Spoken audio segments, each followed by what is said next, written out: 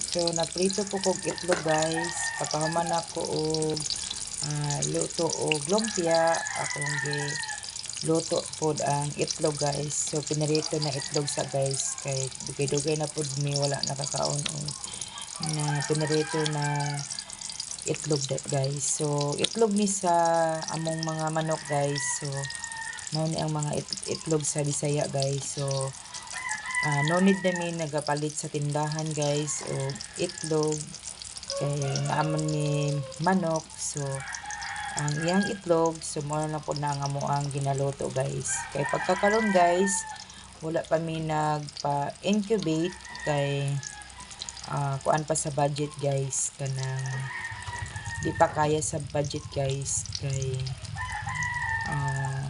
naapa may ginapakaon nga mga piso guys ug mga mamagpapa na nga mga nok na native guys. So amo sang ginaluto guys. So thank you for watching guys. God bless.